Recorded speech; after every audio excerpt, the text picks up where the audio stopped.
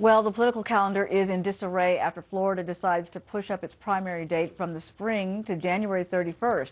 Now, that move has New Hampshire Republicans calling for its primary to be held maybe by the end of this year. For a look at what impact this could have on the candidates vying for president, along with other political news, we have former RNC spokesperson Sherilyn Harley-Lebon and the former National Finance Director for the DNC, David Mercer.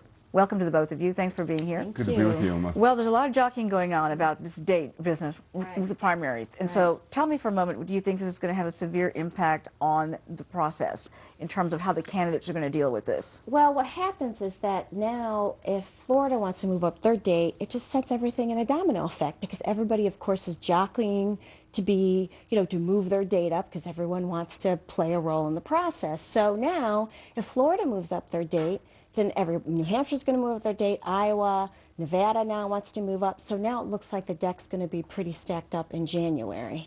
And of course, this just sets this whole domino effect into... Florida did this under the threat that they would lose delegates at the nominating convention. Yes, that's right. So, and they went ahead anyway, and they want to be seen as a real player in this race. But is that fair? They also have their convention, the Republicans have their convention in Florida. I think what the real impact is going to be is on the candidates. And it's going to favor someone like Mitt Romney, who, as I've said many a time, ran again.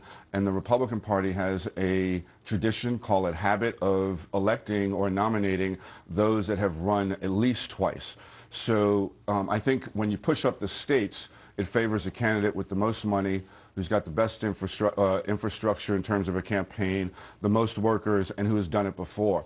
Because Herman Cain having now his polling in Florida, and actually this move is to his disadvantage because he only has but so much money, time to raise the money to get an operation going, and Florida is a big state. Well, in this situation with New Hampshire saying it might even have its primary at the end of this year. I mean, that would be amazing if that happened. Yes, because it forces the candidates to, they have to get a ground game going. And now they're going to have to get that ground game going much sooner and, of course, raise a lot of money. But back to Florida. One of Florida, the party's argument is that Florida is a state in play. They obviously have a number of electoral votes, and they made the argument that they even have more than Ohio. So they feel as though because they're a state in play with a large number of electoral votes, they would like to play a bigger role and therefore move their primary up.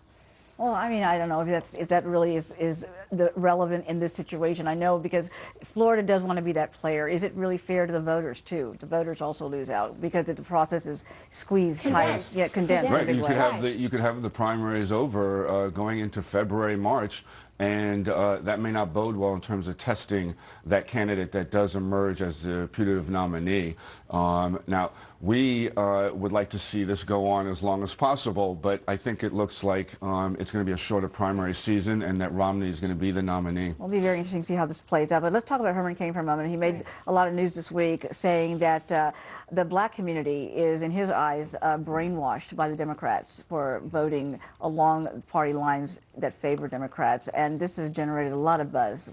Along with the fact that he did win the Florida straw poll. Herman is a very interesting man. He grew up in the segregated South, like my father, and he really has a story to tell. And I would, quite frankly say his experience is very different from the rest of the other candidates. He is resonating with the voters. He's straight talking. He's even admitted his faults. He said, I don't know a lot about foreign policy, but I'm willing to learn. But there are a lot of people, African Americans, who are very insulted by that, by the comment at all in the first place. They shouldn't be insulted. I think that there is definitely some merit to what he said, although I would say something differently.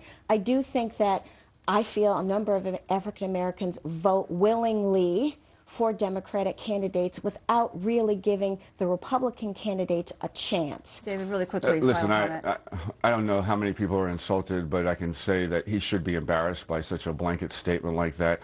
And going to what Cheryl Leonard said, if you want to get a story out, you don't step on your own story with such a generalization such as that. All right, that'll have to be the last word. But both of you, thank you very much for joining us with your insights. Always great to have you here. Thank you. All right.